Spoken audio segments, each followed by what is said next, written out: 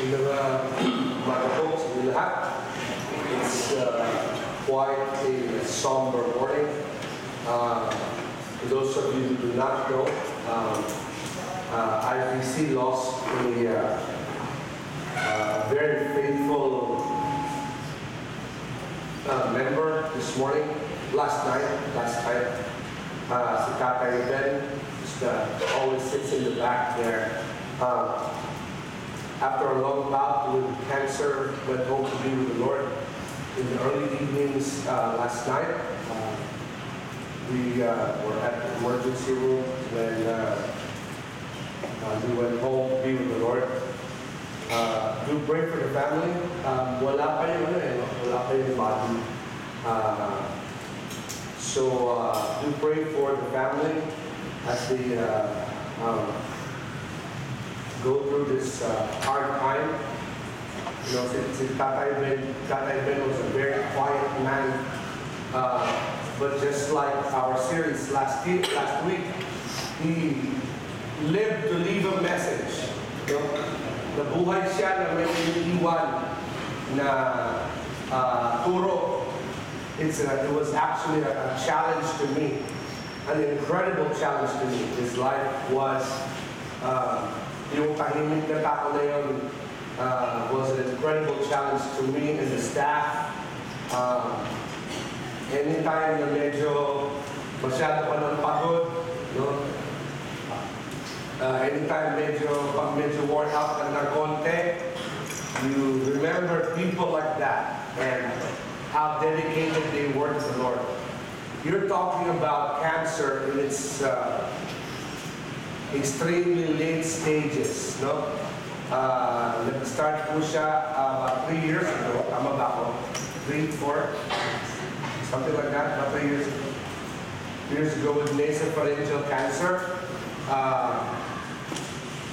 And mabigat yung nasopharyngeal cancer, no? And then nag-remission, bumalik into bone cancer. Those of you who are not familiar with cancer, bone cancer, they say, is the most painful kind of cancer. Yung pinakamasakit na.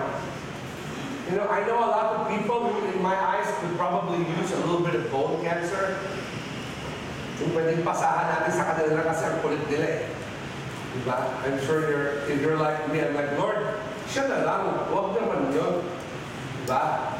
Huwag yung tapat sa Panginoon. Yung mga kulit, sabi ni Pastor, pag ganyan. Di po, yun ang paniwala ko talaga. Sa langit, yun ang unang mga tatanong ko kay Lord. You know? Of course, the nice Christian idealistic way to think about it would be, God chooses the faithful. Medyo sawa na ako sa God chooses the faithful. You know? Gusto ko masantigan yung mga makukulit. Diba? You know? Pastor, bad ka. Hindi naman po. Ano napapakato ko lang. You know, I'm your pastor and I am equally as human as the rest of you. You know, and sometimes I say, Lord, huwag naman siya. And of all these, bone cancer is incredibly, incredibly painful. And you know what? Yung tao na yun, hanggang kaya ng katawan niya, kahit hindi kaya ng katawan, was here at church. In fact, one of the last words ni Tatay Benji was kahapon ng umaga. Nagulat sila dahil ang aga niyang gumising at ready na siya, nakabihis. Paglabas nila Tita Alice, tinanong niya, ba't nakaganyan pa kayo? He's got stage 4 bone cancer na hawakan mo lang yung balat niya, masakit na. Minsan magsa-church siya lang doon, nakaupo lang, tapos may yakap na ulan because of the pain, because of the intense pain. And he said to them, anong ginagawa niyo? Ba't nakaganyan pa kayo? Di ba alis tayo? And they all said, anong aalis? What are you talking about? Anong alis tayo? Sabi niya, may simba tayo today. Kasi akala niya Sunday. Stage 4, bone cancer, 1 day early, ready to go to church. What's your excuse today? When you don't go to church, when you don't put God first, what's your excuse? guy had stage 4 bone cancer. I'm telling you that even your pastor himself, is rebuked. Pati sama na ako doon. Is rebuked. Because I don't get excited every single day to go to church. Okay? There are days where I show up at church because I have to show up at church.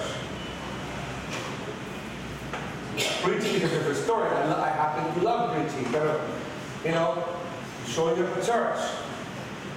Siya with every single ounce of his body look forward to going to church. What's your excuse of not going to church? Pastor, nakaka-rebuke naman yung sinasabi mo, opo, kasi ako, I feel the same way. When a guy with stage 4 cancer, ang last breath niya ay, bakit hindi pa kayo nakabihis? Kasi akala niya Sunday. Sabi niya, bakit hindi pa kayo nakabihis? Sabi ng mga kamag-anak, saan ba tayo pupunta? Di ba may samba tayo today? Akala niya Sunday morning na, ready na siya mag-church. That to me is one of the greatest rebukes. That also to me is one of the greatest qualities I will miss in this church. I saw him last summer and napahinga na ako. Sabi ko, Lord, grabe ang grace mo din.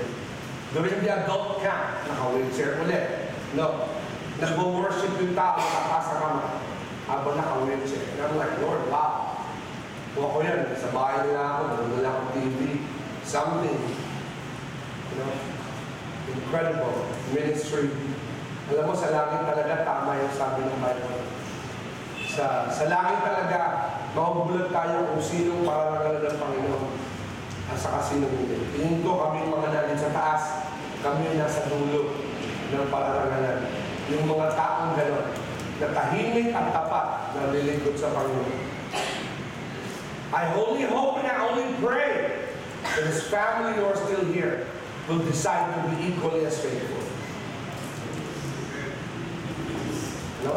Ang akin pong panalangin, ang pamilya ni Tatay Ben ay mahahamon na maging kasing tapat niya. Huwag na nagpasan, mahirap pa nagpasan yung ganun katapat Kasi iba sa inyo nagkasipon lang, hindi nag-church. May business meeting, hindi nag-church. Tama? May exam bukas, hindi nag-church. Tama? May malaking lalaki, hindi na mag-church. Tama ba yun? Huwag natin pag-usapan yung offering tsaka katapatan ng tithes offering. Huwag na yun, pero yun, personal yun. Tama ba? Yung pangunguna lang sa Panginoon. No? I can't tell you what better illustration I have about this series than the life of Tatay Ben. Sa totoo lang. Ito yung point sa preaching na nauna yung illustration bago yung preaching. Yan na yun. Kasi I want you to understand that every single point I will make in this series today, at the beginning of Season for the Family, this is first Sunday of Season for the Family. At the beginning of this series, I want you to understand that every single point I will make in this service this morning will reflect his life. I did not write this for Tatay Ben. I did not create this series for Tatay Ben. Tapos na po ito hanggang December, isang araw ko pa binigay sa mga pastor. But I want you to know that every single point I will make in this series today will reflect the way that man lived.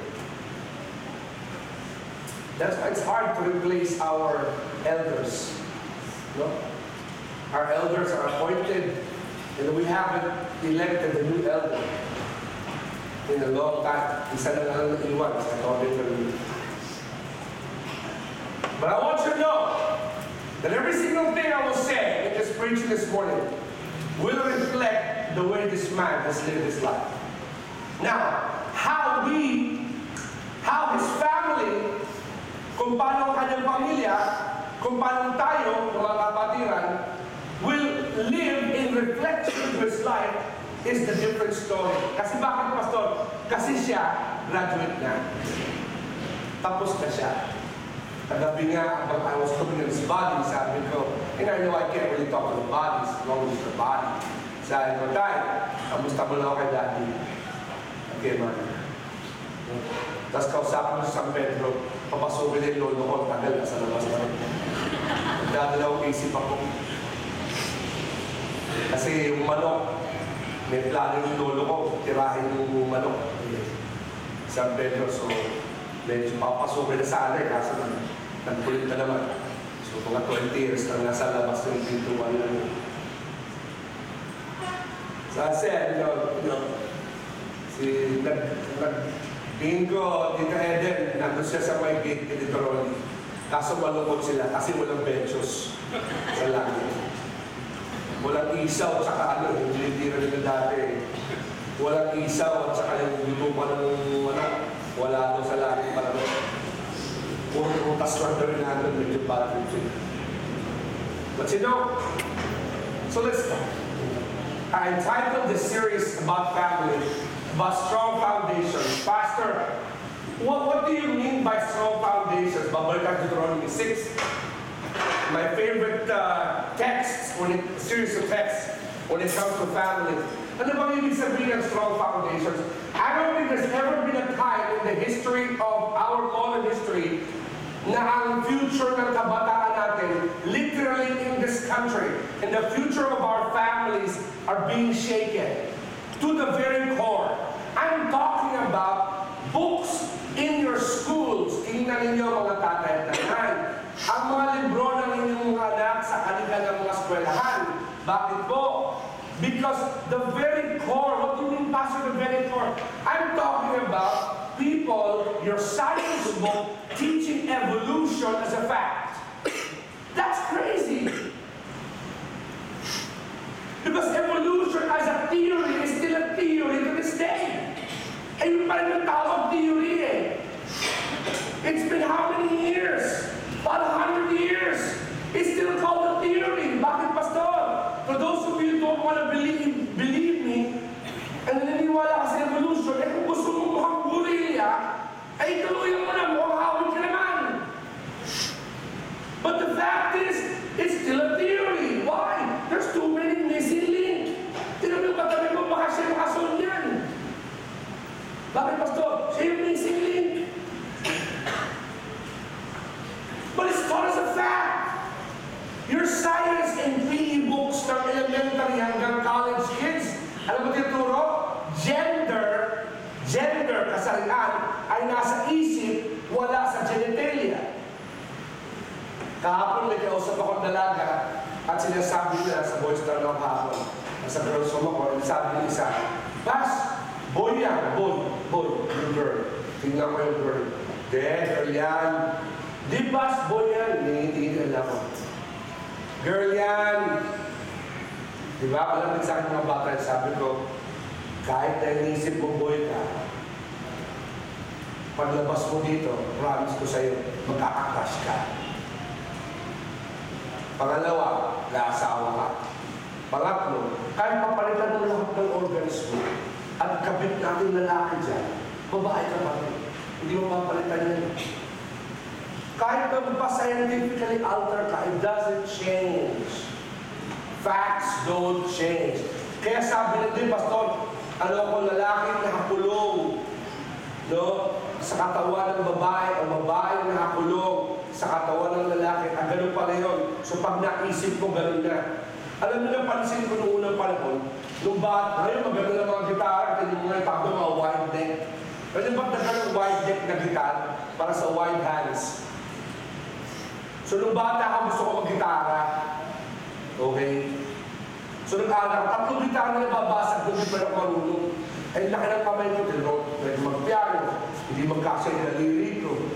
No? Naisip ko mag-flute. Ay laki ng malong aking daliri, baka pinut sa pindutan. Ano gagawin natin? Pero bagay talaga na hindi umuukol, mga kapatid.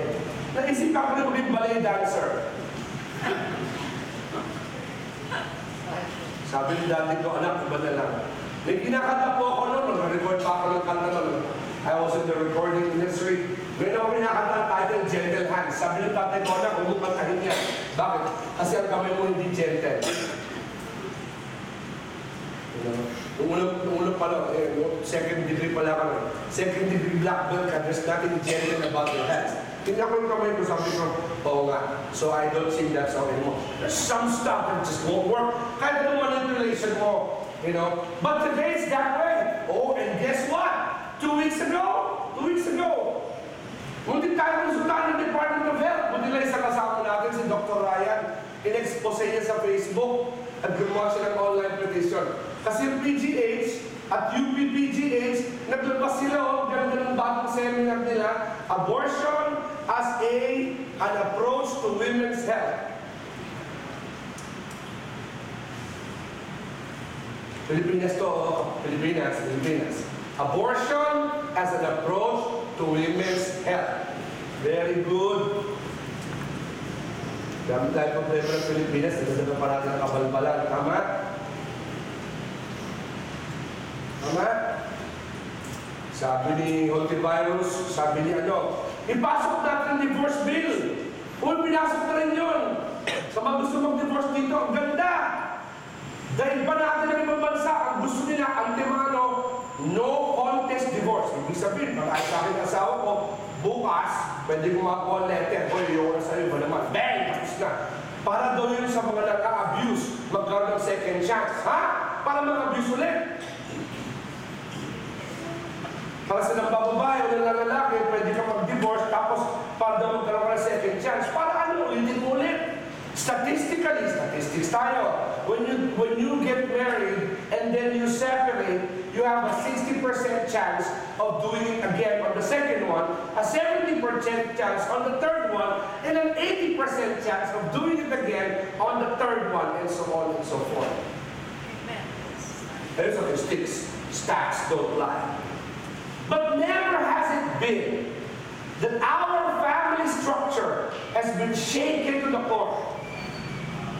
Pati yung roles na mag-asawa, November tayo.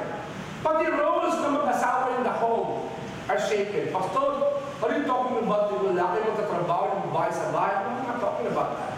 I don't even believe that. If that's what you do, great. That works out for you, great.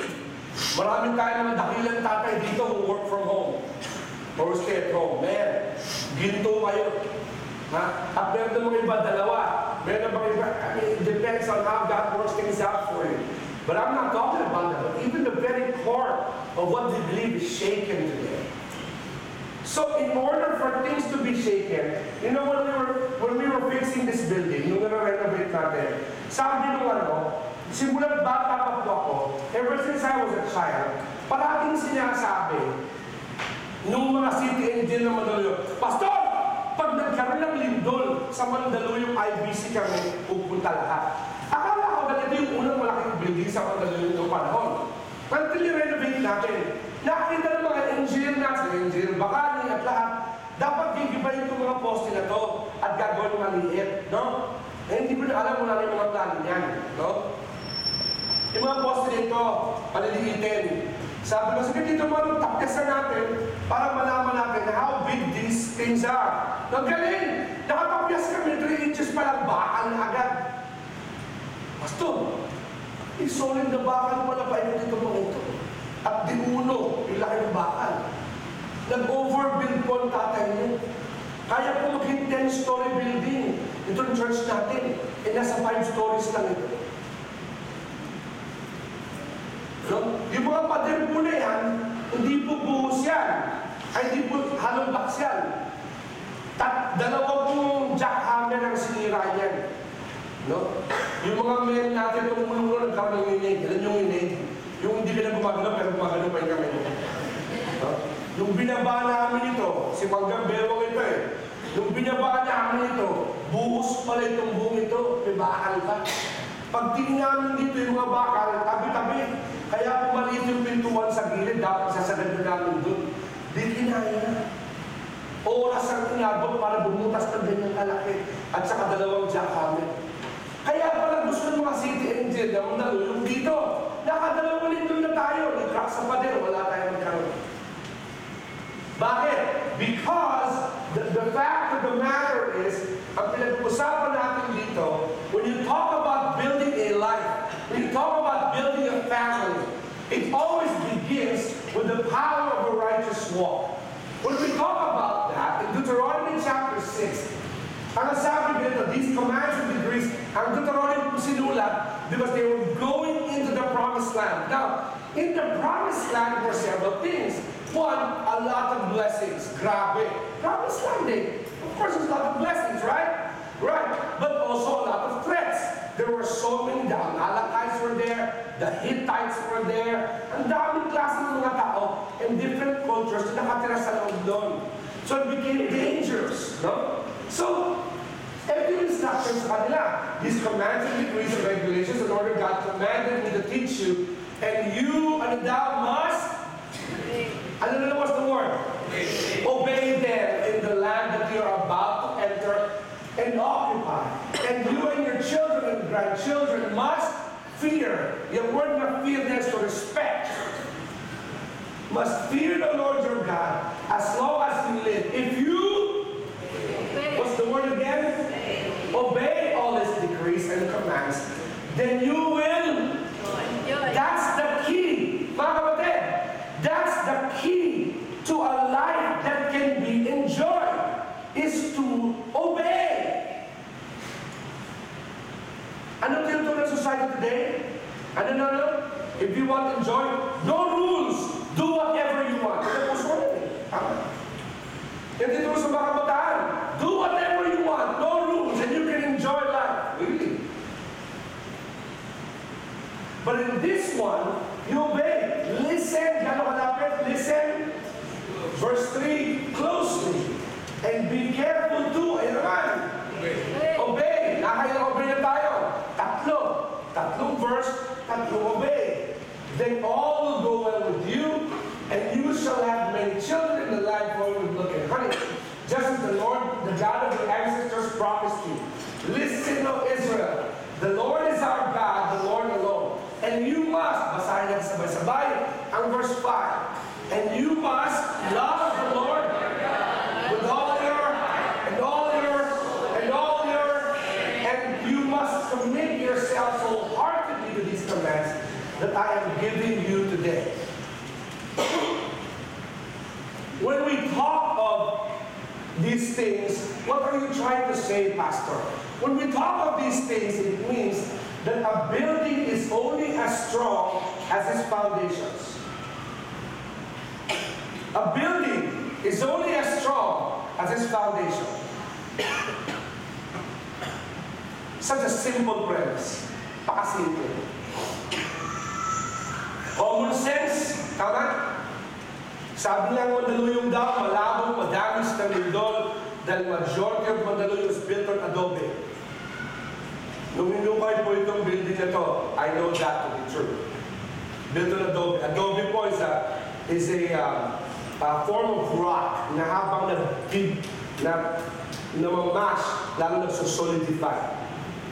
No? Kaya sabi lang, meron daw a volcano or earthquake, something that runs through Mandaluyong. But Mandaluyong has never been damaged by an earthquake. Kahit yung dati din sa Manila, yung mga building doon, gumagano na swimming pool sa ibabaw. Ang Mandaluyong, may nakita ba kayo gano'n? Wala. Akala ng mga utanggal, susumba lang sila. Because a building is only as strong as its foundations. When we talk about that, ano ibig sabihin ng pastor? What do we mean by that? That when we talk about teaching your family, okay, when you talk about teaching your family, it means that, one, righteousness begins with the faithful model. What do you mean, Pastor? Balik tayo sa verse. Notice, I highlighted them now. This is the commandment and statutes that the Lord your God commanded me to teach you, that you might, tinanggal ko na obey, that you might do them. Kanino po binibigay ang instruction na ito? Sa mga bata ba? Sa mga bata po ba?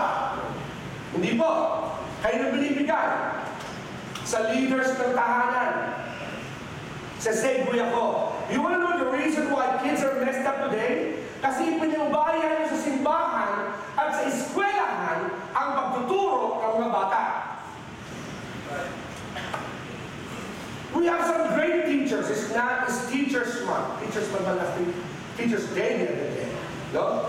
Well, salamat po sa mga guro, mga teacher na nagbibigay ng kanilang buhay para gawin ito. Ginto po kayo. Hindi ko kayo minamayosan. I have enjoyed immensely teaching, lalo nung years I used to teach in high school. Basta yun, naging estudyante ng high school. I enjoyed immensely teaching in high school. Unfortunately, my schedule does not permit me to teach in high school. I enjoyed teaching high school so much, I came back to teaching high school about 4 years ago. And that was done. Ngayon, pasab-sab mo lang kung pinakailangan. I immensely enjoyed teaching high school, But, ang problema na nakikita ko madalas bilang administrator sa school, pinaubayan ako ng mga magulang sa eskwelahan at sa simbahan ang pagtuturo at paggagabay ng anak nila.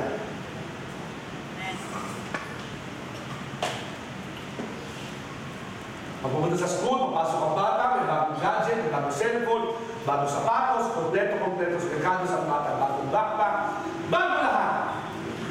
Hindi na mabago gadget. Bakit? Kahit na nagtuturo namin sa simbahan, sa eskwelahan, pag sa bahay, hindi na ayos yan. Wala pa rin. Pastor, Ayun, apat na school yan, pili ka. Tignan mo, di mag-iiba yan. They won't change. Ano sabi? That you might do them in the land that you're going over to possess. That you might fear, respect the Lord your God. So that you and your sons and your sons' sons, grabe, 3 and 4 generations to, by keeping all the statutes and commands which I commanded you all the days of your life, that your days may belong. Hear therefore, O Israel, and be careful to do them. And be careful to do them. What do you mean by teaching them righteousness, Pastor? What do we mean by, righteousness begins with a faithful model? Tulad ni Tatay Benji. Begins with a faithful model. What do you mean by that, Pastor? What we mean by that is this. One is that you must live it first before you can teach it. Okay? That you might do them. You see, you cannot teach what you do not obey. Bagsak po sa atin yan, mga leaders in the home. Kailangan mo muna siyang ipamuhay bago mo siya ituro. Ang masaklang po nito ganito, we actually teach our children more than we think we do. Akala natin na lupang tradisyon po ng Pilipino, often, pag sinabi natin teach, pagka makakain, sino matanda dito? Naalala niyo unang panahon na pag naupo sa mesa, ang pwede lang magsalita si tatay o si nanay. Yun yung time ng lecture. No? That's lecture time during the noong unang panahon. Pag nakaupo, si tatay, si nanay, o si lolo, si lola, magla-lecture yan. Noong bata pa kami, noong panahon ng gira, pinasok kami ng mga hapon sa bahay. Akala ng mga tao, that's the normal time. Or if you're like my parents, they don't do this all the time. But especially my mom. Ang mom ko ng pag-family altar, pag-time ng prayer, oh my goodness, nakakabalik. Bakit? Kasi bigla yung lalabas yung malaking Scofield Bible. Bam! Tapos mga apat yun na pages na prayer requests. Talo pa niya yung Wednesday Colonial prayer list. Iisahin na yun. Lord, pinagpipray namin ng mga pastor. Mga 3 million yun. At ang mga may sakit, kayo napagit kayo, tagal ka dito. Ang mga may sakit, ang mga nasa abroad, after mga 3 milyong pangalan, baliw na ako. Nag-i-amen na ako. Tapos na. Pag-amen sa Diyos, amen. Amen, amen. Diba? Alam natin, that's what you're talking about. No, but you see, everything I say, everything you say, makes no sense until you live it. That's what Deuteronomy was saying. You must do them. You must do them. Pastor, ang hirap niyan. I'm not talking about perfection. Ano naman perfect dito? Ha? Si Pastor Jules lang ang perfect dito. Diba sa Bible, for all have sinned and come short of the glory of Jules. Diba? But the rest of us, lalo ang pastor nyo, ay gusto ko patawarin na dahil na sorry sa mga anak ko, nasusorry na ako sa sarili ko. That's not what I'm talking about. When it says live a righteous model, it means that you must first live it before you can teach it. You see, yung word na do them or obey them comes from the Hebrew word asal. It means that it was to make or to do. To make or to do or to model. You see? Bakit, Pastor? Because what you allow, your children will legislate. Ano yung sabihin ng Pastor? Kung ano yung pinayagan mo, ginagawang batas ng mga anak mo. Sino mga magulang ang nakarin na ito? Ma, da. Pwede bang ganito? Ang sagot mo ask your mom. Ako yung favorite sagot ko. Ask your mom. Kung masakit doon, yung anak mo matalino, pupunta sa ma'am, sasabihin, ma, pwede bang ang sagot ng mami ask your, ang matalino lang sasabihin ma, tinanong ko na si dad, sabi niya okay daw. Ikaw lang tanong, sinabi ba okay? Diba dahil tusong matching yung anak mo, ma, sinabi ko na kay dad, sabi niya okay daw. Ikaw na lang yung tanongin ko. Ha? Mga teenager, binisto ko yung mga kabukutan nyo ngayong umaga. At mga tatay, may uto-uto at mga nanay. Ha? Ba, sabi ni dad, okay na raw. Kailangan tanongin. Kung sabi ng daddy mo okay, di okay. Ayun na. Naglagalag na. Kung ano nang pinagawa. Nung pinawin sa bahay. Hoy! Ano ginawa mo? Ngayon, balik sa mister. Kay tatay ang balik. Ako na ang magalitan. Bakit? Sabi naman ako, sabi mo okay na daw. Wala ko sinasabi okay. Sabi ko, tanong ka. Aba. Hindi ba? Bakit? Kung ano po yung nilanggahan natin, gagawin batas ng mga anak natin. So, sobrahan nila yan. No? Pag sinabi mo, pwede po ba akong kumain ng chocolate? Ang sinabi mo, oo. No. 3 days later, chocolate pa na kinakain. Bakit? Inubos mo lahat ng chocolate. Ha? 1 pound yan. Sabi ni mami, okay lang. Kumain ka ng isa. Hindi ka inuwi sa buong bayo. What you allow, your children will. You know, you can relate. Diba? Tama ba ako? Tama? Tama? Hoy! May school din! Huwag ka na sa cellphone! Sabi ni daddy, okay lang. Okay lang. Dahil may assignment ka. Hindi ibig sabihin, sa linggo na, ha? Hindi kasama ang clash of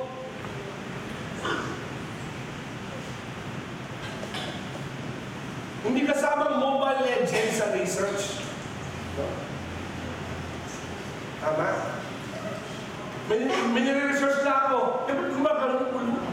Kasi YouTube na, may tugtog. May nire-research yun. Kaya ang paalam. Kay mami mo, kay daddy po, bakit? Sabi niyo okay lang. Okay lang na, hindi mo assignment pag-jamming ka sa YouTube. Hindi po kasi may nire-research. Ano nire-research mo? Para sumakit ang ulo?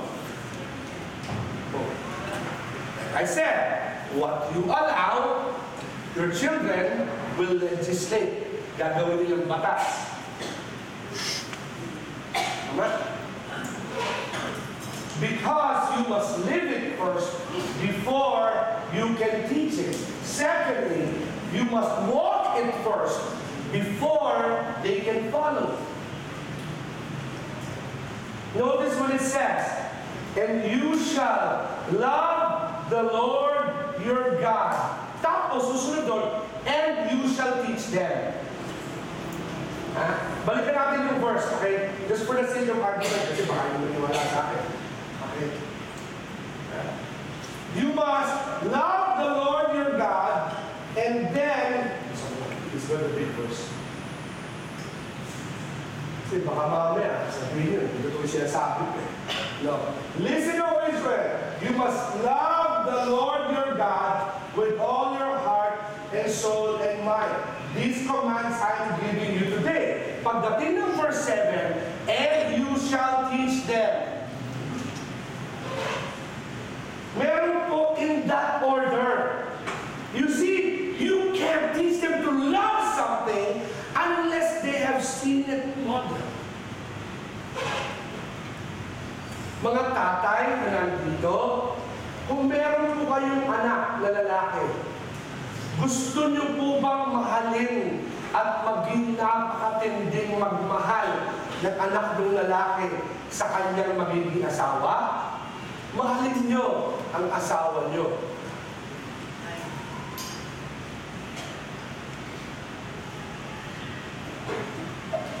No? Tama? Gusto niyo ba maging faithful ang anak ninyo sa inyong asawa? Maging faithful kayo. Pastor, too late na po yan, basag na kami. Hindi din. Bakit? Kasi may isang magulang pa eh. Kung unfaithful yung isa, maging faithful yung isa. Faithfulness knows no color. Diba? Pero, basag na kayong pamilya mo, binabaran mo pa yung asawa mo sa mga anak mo, akala mo maganda yan. Kakampi mo ngayon yan. Paglaki niyan, babalik sa'yo yan. Kasi nag-iisip yan eh. Everybody knows it takes two to tango. Ha? Hindi ka pwede magsaya ng tango mag-isa. Nasisira ang pamilya dahil dalawa. Hindi nagkasundo. Sira. Babalik po yan eh. Hindi natin pwede pilit yan. Ganun talaga yun.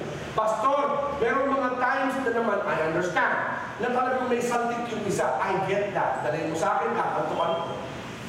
Meron talagang gano'n. No? Meron talagang gano'n. Pero, huwag mo nang dagdagan yung kalto. Ha? Kung nagkamali yung asawa mo, huwag mong siraan sa mga anak mo. Nagdagdag pa. Bakit? Kasi sa mata nila, sira na siya. Okay? I know me, I'm your pastor.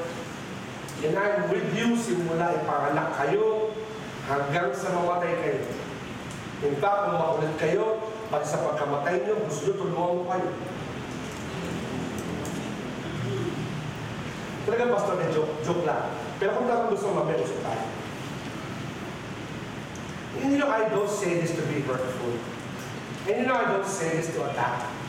But malinaw ang biblical truth. It's a very clear biblical truth. You see, in order for them to follow, they have to follow a model. Okay? Eh kung siraan na nga yung isa, dadagdagan mo pa ng paninira, babalik na sa'yo yan. Okay? Kasi you know it, and you will love the Lord your God with all your heart and soul and mind. And then you shall teach them to your children. Pastor, pwede ko bumalik ako after the season for the family. Pwede po, Christmas na yun. Maganda din yung series natin sa Pasko. Because a building is only as strong as its foundation. Simple words. Building is only as strong as its foundation. Pastor, what do I teach? I'm glad you asked. This is the last thing. When we're talking about teaching, we're talking about teaching them righteousness. You know, righteousness is a habit. The word right, as I've always taught in this church, is positional in nature. Ano ibig sabihin, Pastor? Anong opposite ng right? Ano na?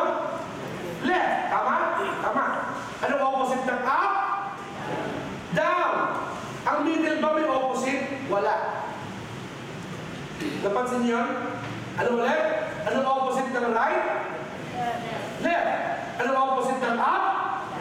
Down. Anong opposite ng middle? Wala. Gitna. Ang uso ngayon ay gumitna.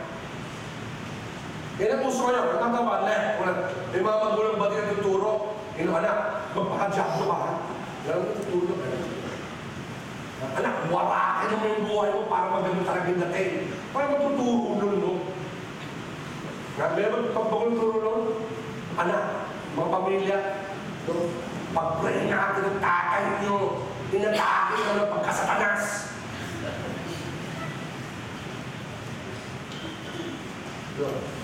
Nung nasa kami sa linggo, nasa rally kami ng CCM sa Novaliches, may pastor na nag-pray.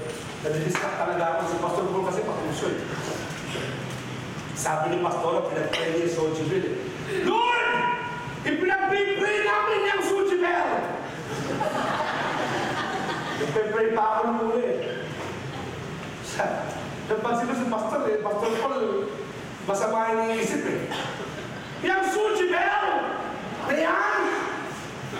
Kaya sa harapan ko mong din ako, umilag ka lang Alam niyo po kasi akong paniwala ako ganito Hindi ka pwede tumanggi sa isang pagkakataon ng nakakatawa. Diba? Kasi pang tumanggi sa pagkakataon matawa ay walang bait sa sarili. Nasa harapan ako Lord! Yung Sojibel! Ibinabaw namin sa pinakamalalim na dagat ng Pilipinas! Yung Sojibel! Ang nasa isip ko, Tica, si Sojibel kasama ni Jezebel.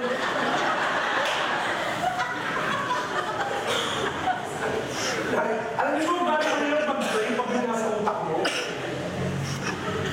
Siguro hindi niyo ako pinag-pray nung araw na yun. Daming tao pinupuno yung plaza ng Novaliches. Tapos ako na yung magsasalita. Tapos yung utak ko the whole time, Sojibel, Jezebel, Sojibel, Jezebel. Kamote. Basta nung kinalaman sa preaching natin, wala. Share ko sa inyo. Maiba lang. Normal na tao sa pastor. Pastor, what are you talking about? You're talking about sharing righteousness. O sige, Pastor, gets ko na. Ano yung tuturo ko? Balik tayo dito no? Balik sa kanya tuloy na sa verse 4. Verse 7, and you shall teach them diligently to your children, and should talk of them when you sit in the house, when you walk by the way, when you lie down, when you rise up. Look, it's modeling here. It's modeling. Sa lahat ng bagay. And you shall bind them as a sign on your hand, and they will be frontlets in between your eyes, and you shall write them on the doorpost of your house, on the gates. Notice verse 10. And when the Lord brings you into the land He swore to your fathers. Notice, bakit natin kailangan turuan ang ating pamilya? So that they will have the right attitude in times of blessing, in times of challenges. Nasusubok po ang ating pamilya, hindi pag nasa gitna lang, pag okay lang. Nasusubok po ang ating katapatan sa Diyos, pag ang daming blessing at ang daming pagsubok. Doon mo kailangan ng Panginoon. Pag hindi mo tinuruan ang iyong pamilya sa magitan ng pag-model nito, in times of blessing and challenges, they will crumble. Because they will be corrupted. Pag habang nagbe-blessing, lalo kang nagdadamot. Habang nagbe-blessing, lalo kang nagmamakasarili. Habang nagbe-blessing, lalo mong sarili iniinda mo. Ano tituro mo? Pag habang nasusubok, nagre-rebelde ka sa Diyos, habang nasusubok, lalo kang umaasim at pumapait, anong tinuturo mo? You see, we always need to understand that we teach for the good times and the bad times. Yun ang modeling. No? Ano sabi? That when you come into the land, verse 11, with houses you did not build, full of good things you did not fill, cisterns you did not dig, vineyards and all the trees you did not plant. When you eat and are full, take care lest you forget the wow.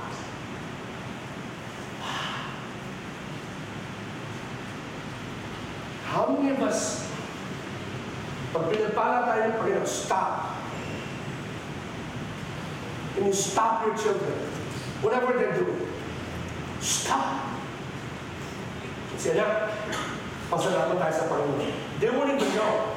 Kasi they think kaya ka nakakuha ng blessing dahil masipag ka. Hindi mo nasasabi sa kanila na dahil tayo masipag ng trabaho. Akala na sipag at tiyaga. Sino ka? Si Bilyar?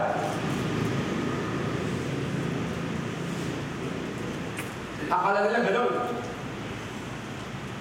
So nangyari tuloy, pag ang parating mo ay pinagpapala ka kung masipag ka at magtrabaho, pag hindi naging maganda yung pasok ng pagpapala sa iyo, ibig sabihin ano ka? Tama. Balik na. Bilis, no? Bilis makurap, no? Bilis. Very fast. Very fast. Di ba tanong ng tanong sa mga tao nagre-rescue sa tubig? Tapos after a while, nalunod sila ng matay. Kala ko magaling lumango yan. Magaling po, pero hindi na kaya, pero matagal. Tapos kahapon, pinag-usapan namin yan. That's what it's saying here. What do you mean, Pastor? When you say teach them righteous habits, it means that you cannot build on what you don't establish in their lives. Hindi ka pwedeng mag-build sa isang bagay na hindi nakataguyod sa buhay ng ating mga pamilya. Ano yung sabihin ng pastor? What do you teach them? One, teach them about our relationship with God. Stop. Generically speaking, iniisip natin that you must love God with all your heart, soul, and mind. Pakitaas ka lang kamay ng lahat ng kabataan dito. If you are 21 years old and below, raise your hand. 21 years old and below. Okay. Sino dito 21 years old and below na meron kayong magulang? Taas ang kamay. O nagkaroon kayo ng magulang? Taas ang kamay. Pastor, lahat naman pa kami magulang. Opo, trick question yun. Okay. Pag kasi mo sa buhok, okay. Okay. Yung lumaki kayo na meron kayong magulang, taas ang kamay. Okay. Ito ako sa inyo. Meron ba dito na pinlaki na magulang sinabi, hoy, dapat magalit ka sa Diyos, ha? Pag-isip mo sa umaga, tulong mo yung dalhin mo sa taas, tapos ipingay mo si Lord. Meron mo meron? Anyone here were taught to hate God? Point their fingers to the sky and curse God? Anyone here? I don't see anyone raising their hand. Kahit atheist ka, walang magulang na papalaki sa'yo. Na sinabi, tulong mo kami sa langit, murahin mo ang Diyos. Because they at least teach you to respect. Tama? Tama yun. So pag pinag-usapan dito, when I talk about a relationship with God, in the Hebrew, the word love with all your heart is not like a fantasy or a fairy. Maraming mga magulang, ang turo natin sa mga natin about God is like a fantasy or a fairy. Pag may gusto ka, mag-pray ka. Tama? Pag may ano sakit, mag-pray ka. Parang bang Aladdin? No? Parang pinsan ko yan, sabi niya, Ma, gusto ko ng bisikleta. Sabi ng auntie ko pag-pray mo. Pag-pray yung bata, kinabukasan, Ma, birthday ko na. Tagatala gusto ko ng bisikleta. Ano, pag-pray mo. Takbo yung bata sa bahay, pag-pray. Pangatlong araw na, Ma, ako'y birthday na. Baka kayo pwede bilhin ng bisikleta. Sabi ng auntie ko pag-pray mo. Bumalik ang bata. Ma, ako na yan na mag-pray. Tanungin na lang si Uncle Gabino, kasi maraming pera. Diba? Tanungin na lang tatay ko. Magmadali, kasi 3 araw sa pagpray, wala kang bisikleta Tanungin lang si Uncle Gabino, kasi maraming pera. Kasi minsan kasi ganito ba sa manak natin? Tama? You have a relationship with God. Ibig sabihin nun, parang Aladdin. Pag may kailangan ka, mag-pray ka. Pag pinupuligan ka, mag-pray ka. Pag nanaginip ka, mag-pray ka. Pag meron kang gusto, may crush ka, mag-pray ka. Pag nabasted ka, mag-pray ka. Yung ganun ba? Ginawa natin emote si God. That's what I was talking about. In the Hebrew, it says to develop a friendship with God. How, Pastor? Through a daily walk and commune with God. See, the question is, do they see in your life that God is someone that you can actually relate to and run to on a daily basis? Nakikita ba nila sa buhay natin na ang Diyos ganun katotoo sa buhay natin? Ako po yun ang panalangin. Sa totoo, But I would live such a life. And when my kids see, they won't see like, Dad, napakahuli. You know, paglabas ng CR, bago ligo, may tulong. Hindi ganon. I'm talking about, you know, God, I want to live a life that my children will see that God plays an important role in my life. That I can relate to God, and He can relate to me. I don't have to have problems to talk to God. I don't have to have needs to understand na kumikilos ang Diyos sa buhay ko. I don't have to have blessings para magpasalamat sa Panginoon. That God actually has a daily impact on my life and my decisions. What do you mean about that? Let's go deeper than that. When we talk about our relationship with God, it means to tell them, teach them about the authority and priority of God. Notice what it says. To love the Lord your God with all your heart and Him, and then your soul, and then your mind. Now, soul means psyche, personality. Yan ang soul eh. Yan ang totoong ikaw. It means that you should love God with all your whole being. And then might niya, power, ability, strength, cognitive, physical, strength yan. So when it means to love God with all your soul and your mind, it means that God takes precedence over all things. It means above all relationships, soul. Above all efforts, mind. God must be the first consideration. Ano yung sabihin niyo, Pastor? I ask my boys this all the time. Anak, pag ang kaibigan mo, mas nauna kaysa sa sinasabi ng Diyos mo, iwan mo ang kaibigan mo. I don't care kung sa church pa niya naging kaibigan niya. Pag yung kaibigan niya yan, nabubuhay unbiblically, I promise you, my children will hear about it. Anak, lumayo-layo ka dyan. Bad influence yan. Alam mo bakit? Meron pa mga tao, mabait naman talaga sila. Pero bad combination. Tama ba yun? Tama? Parang asin, sodium, chloride. Parehong good yan. Pag pinagsama mo, maganda. Pag pinaghiwalay mo, lason. Pero meron bakit hindi maganda pareho? Sana, hindi ako tumasok makalat yun. Pag gumawa ka ng pinilagay sa sapatos, baking soda. Baking soda. Mabata tayo sa bahay kasi pag naghahat ng sabi mo sa akin, Pastor, ang ganda experiment ito. Kumuha kang baking soda. Okay? No? Lagay mo sa Coke, yung 1.5, kung hindi lang, Jesus, buhusan mo ng suka. Parang good clean-up.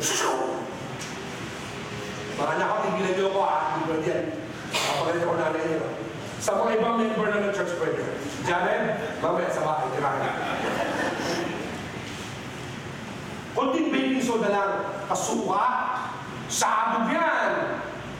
Teka, anong purpose ng baking soda? Oh, baking. Ganda yan. Anong purpose ng vinegar? Maraming purpose yan. Ganda din. Para maganda, pag pinagsama mo, pangit. Okay? Hindi lahat ng Kristiyano, pag naging kaibigan mo, matino.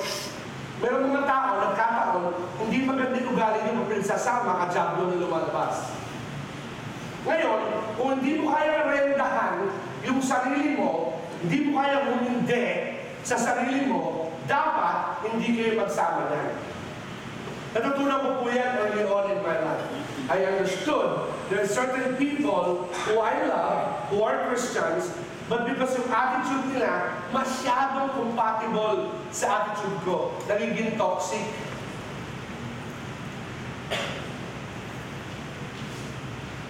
You know, love the Lord your God with all your relationships.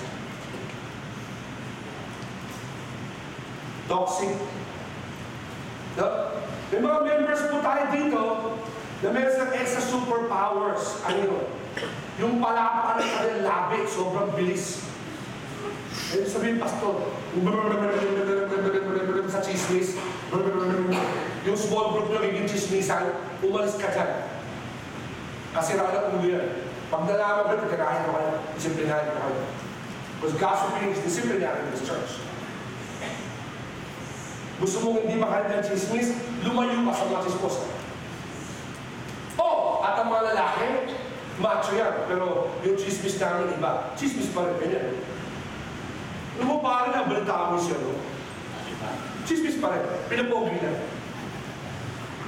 Lumayo ka dyan. Ha? Lumayo ka dyan.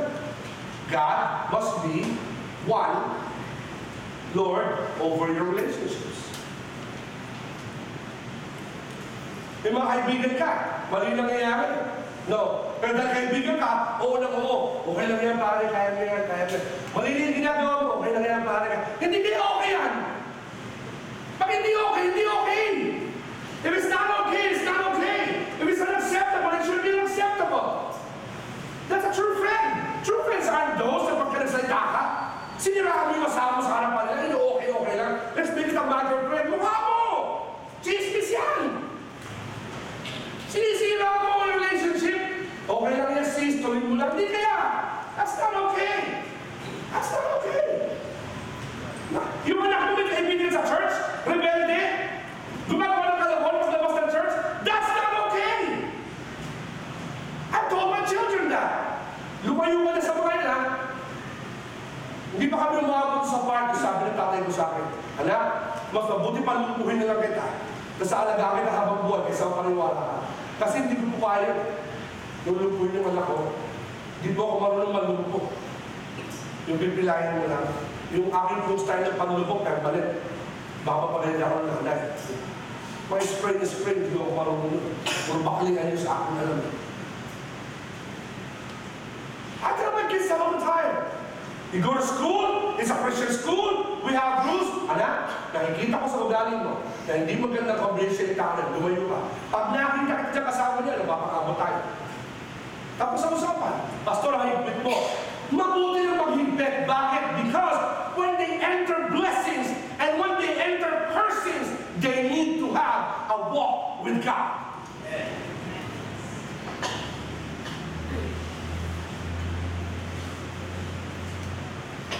God first above all relationships. Mga singles dito, kayo mamadali. Tapos sa nag-read ko, di ba? Kayo mamadali. Huwag naman kayo masyadong desperate para naman walang plano si Lord sa buhay. Mga ibang singles natin, problema eh. Para kayo naubusan lalaki. Yung kamote si Ate Lucy na nakakasawa pa eh. Di ba? Si Ate Luz, may maliligawayan yan. Mamaya na dati, wheelchair mo pasok dito ka na dito. Kung alam, di nakakagalaw, pilay ka lang. I love you. Who knows? Come on. Huwag naman kayo masyadong desperate. Ha? Singles, girls, makinig sa akin. Huwag kayo masyadong desperate. Alam nyo bakit? Ha? Mga lalaki yan, mga kabataan. Huwag kayo masyadong desperate. Hindi pa libasa cute, maganda, ayos, okay. Bakit? Kasi sabi ng Bible, you were bought with the high price. Ang mahal ng binayad ng Diyos para sa buhay mo. Para sayangin mo lang sa sisira sa iyo. Boys, men, alam niyo problema ng sosyedad natin today? Ulang tayo ng mga lalaki na totoong magpapaalalaki.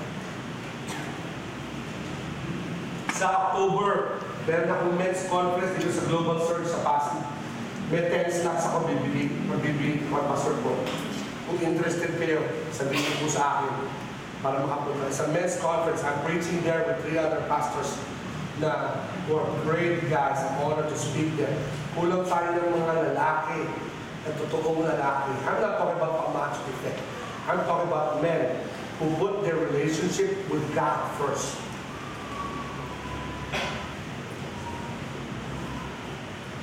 Iba lalaki dito eh, pumalakpak lang yung palda eh, humabol kami. Yung tawag dyan, nilalaki, tawag dyan, opportunista. Nalaman mo may klase, niligawan mo na. Ano ko, ano. It goes both ways. Sayang. You were bought with a high price. Therefore, honor God with your life. Yung second part, pinag-usapan pa ba yan? All efforts, pag-isip mo sa umaga, sino mo bibigyan mo lakas mo? Lord, I have an extra day. What do you want to do? Lord, I have the strength. What do you want me to do? Lord, I have this talent. What do you want me to do? Lord, I have this. What do you want me to do? Nauna sa lahat ng talent na ability mo. Sa Panginoon, late na, tapos na. Sayang. Bilang mga magulang, when was the last time you told your child, anak, I'm proud that you serve God. Salamat, sinabi ko last week. I'm saying it. How many times do we admonish and encourage our kids to serve God before we tell them to go to school, to go to do this, to do this, to do this, to do this, mag-involve sa ganito, i-develop yung ganito, gandahin yung ganito. So, anong nangyari sa atin? We have a society filled with talented men that is utterly and morally and what? Spiritually corrupt. If we have men in the Senate who support the Soji bill, that's an entire demasculinization of the gender.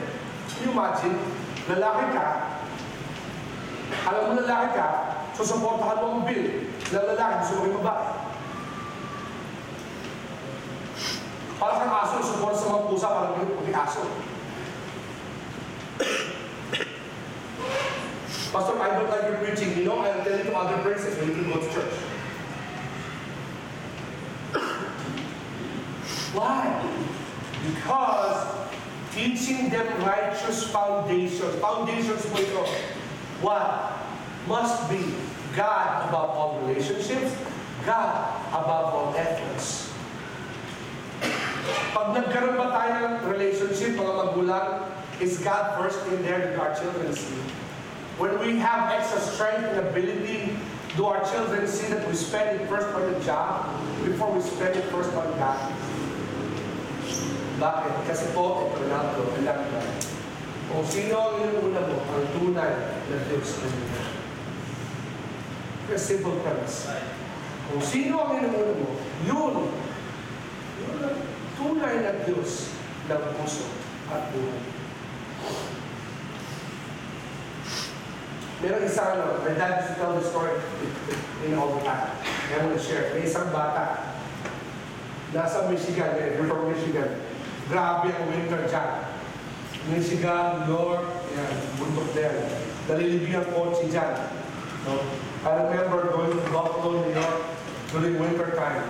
And the great Niagara Falls. Ang laki-laki ng Niagara Falls na yun. Google nyo Niagara Falls during winter. Ang malaki pa sa building natin yung falls na yun, Niagara Falls.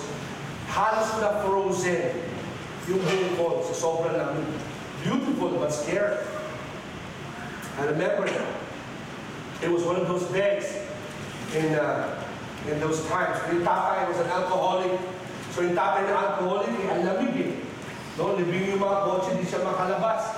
So ginawa niya, he understood there was a bar that was a walking distance. So ginawa niya sa anak niya, pinatulog niya.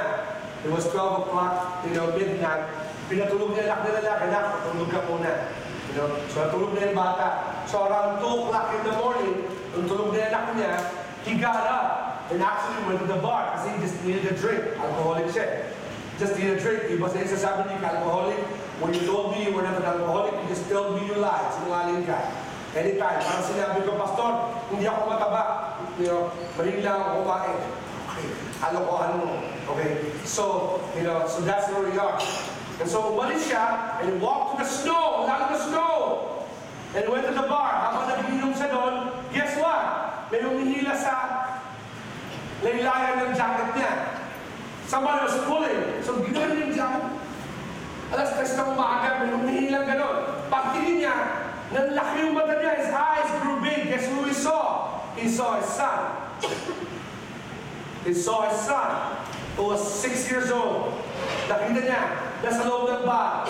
Minom siya. Lasing siya. Hinihila yung jacket niya.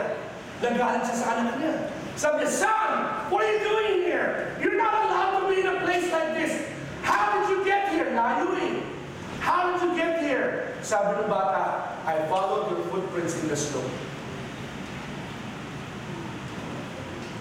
Follow your footprints in the snow. Tayo po mga magulang, mga tatay, bukas ng umaga. Pag dumating ang bagyo sa buhay ng mga anak natin, pagka po kaya sumunod sila sa iyong at footprints natin, saan po kaya sila makakarating? Where would they end up? Would they come? To me, that's the scariest thing. When my kids ask, what would my dad do in this situation? Akto lang, hindi po ako matakoting tao. I have a different response to fear. Okay? Pero pagdating po sa part na natatakot mo, so I have to ask, if my children follow how I react to things, how I do things, saan sila mapupunta? Sa mga nandito, you're single, and you did not have a godly model. Walang nag-model sa'yo, bata ka, nag-isa ka, tigil mo niya ang awa sa sarili mo. Ha? Tigil mo niya ang awa sa sarili mo. Yung mga alaga ko dito, tigil niya ang awa sa sarili mo. Buti pa sila meron sila mga magulang. Tigil na yan. Tigil na yan. But rather establish and say, hindi ako nagkaroon ng godly model. So because of that, I will be the godly model for my children. Just about a few weeks ago, there was a young man who was very affluent in life. Napakayaman. Kilala ang pangalan. Pag binanggit ko ang pangalan, walang hindi tao dito kung di ba kilala. At least yung last name niya. Daming pera, daming posisyon, napakaraming koneksyon. Umupo sa lamesa ko, habang nag-usap kami on a table, nag-usap kami niya. Ang sagot sa akin, why don't I have a father?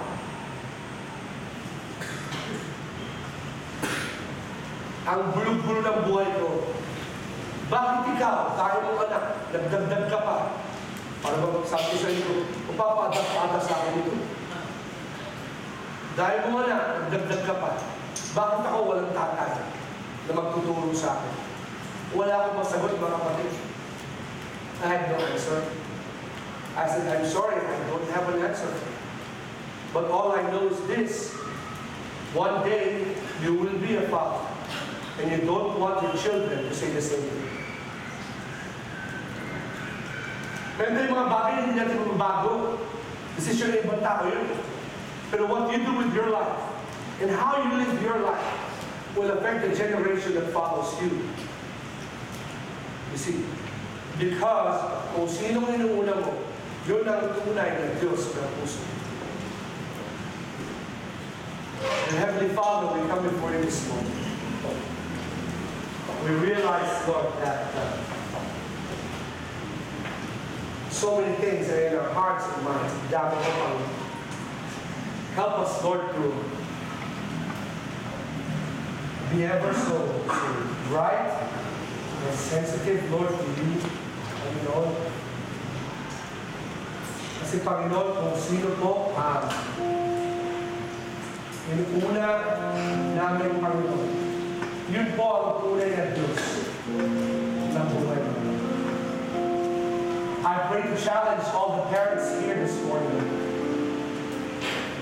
Teach us to follow you, because a faithful model is so needed in this generation. In this generation, Lord, of broken homes, habulin mo na isa man lang, Panginoon, na magulang will refuse to be broken. It will just be broken for you. In this generation of a lack of morality, challenge the parents, Lord, to live moral lives. This generation, Lord, na kulang ng model ng parenting. Lord, yung mga kabataan na nandito, Panginoon, na lumaki, Panginoon, ng walang pag-aaruga at gabay ng magulang, maging hamon sa kanila na, Lord, righteousness begins with them. Let us stop being sorry for ourselves. Tigilan namin ang maaawa sa aming sarili. Tigilan namin ang pagturo sa ibang tao. Kundi mag-decide kami, Panginoon, na kabanalan, pagiging tama ang righteousness, Lord, ang tamang pamumuhay ay mabuti sa Panginoon sa kanila. Upang mabago ang generasyon. susunod, Panginoon, sa kanila. I pray, God, that you would do that. Speak to them, Lord, in a way that only you can. In a way that only you can. Please, Lord, I pray. Will you stand with me this morning? You know, sometimes we have preachings that are easy. Sometimes, may mga preaching tayo na easy. Wala ka na konti. This is not one of those. This is one of those preachings that will come up to your face and hahamunin ka, kakausapin ka, pag-decide mo. May umaga yan. That's it. So if you're here this morning, maybe you're a parent, a husband, or a wife, and this is your prayer, this is my prayer. Lord, you know, bayaan mo unahin kita. Help me to relate to you like a relation, like a friend. Help me, Lord, to speak to you like a friend. Help me, God, to put you first in my relationships. Help me, God, to put you first with all my strength, with all my blessings. If that's your prayer today, I want to invite you to come to the altar. Maybe you're single. Maybe bata ka pa. You're saying, Pastor, you know, lumaki ako ng walang gabay sa aking magulang. Pero ngayong umaga, sinasabi ko, Lord, mag-umpisa ka po sa buhay ko. Kung wala ka naging gabay, sabihin mo, Lord, then gusto ko ako yung maging gabay sa mga magiging anak ko, sa mga magiging pamilya ko. Help me to be that. Help me to do right today. Help me to live right today.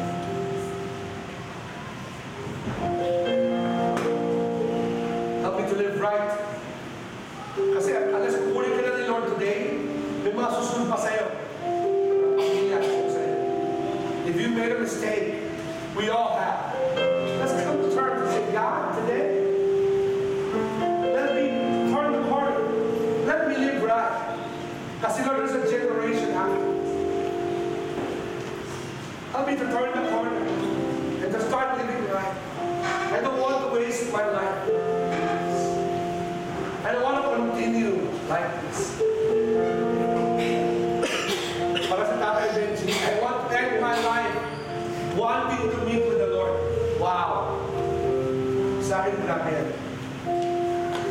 Ayoko matapos yung buhay ko na gusto ko matapos yung buhay ko na hinahanap si Lord na siya yung nauna sa buhay ko. That's what I want. I want to live that kind of a life. I want to start a new generation with you.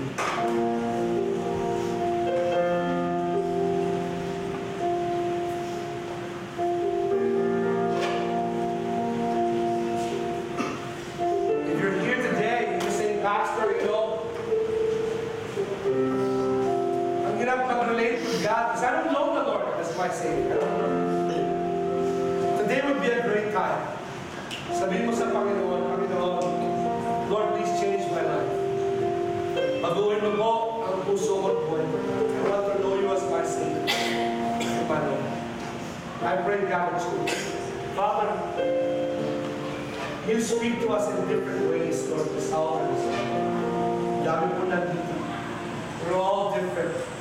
But Lord, let the change begin in us. Kaya mo, Panginoon, tumingin kami karpuro kung saan-saan.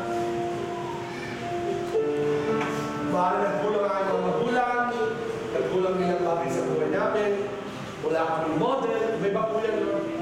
Pero Panginoon, kaya mo po, Panginoon, na mag-decide kami on our own. I speak, Lord, to every young man, to every young person in this building today. Let the change begin in their lives right now. That they will decide, Lord, mauuna ka, Lord, above my relationships. Mauuna ka above all my strength. Mauuna ka above all my abilities, Lord, from Lord. I pray, Lord, for every every father, every grandmother here today, Lord, empower them, encourage them. There are people here, Lord, that have marriage troubles, that have issues in their life. Lord, if they are here, encourage them, Lord. Let them know that everything, they are starting at the right place because they're here. There are times when we get embittered and when we get hateful. Help us, Lord, to look to you. Help us, Lord, to look to you. Kasi, Panginoon, there are others who are following right behind us. And pray for every young man, every young woman here na unahin ka nila, Panginoon, above their relationships. Matuto sila, Panginoon, say no to toxic, destructive relationships. Help them to say no to friends, to people who might be good pero makapasira, Panginoon, sa kanila, sa buhay nila. Napahalaghan nila, Panginoon,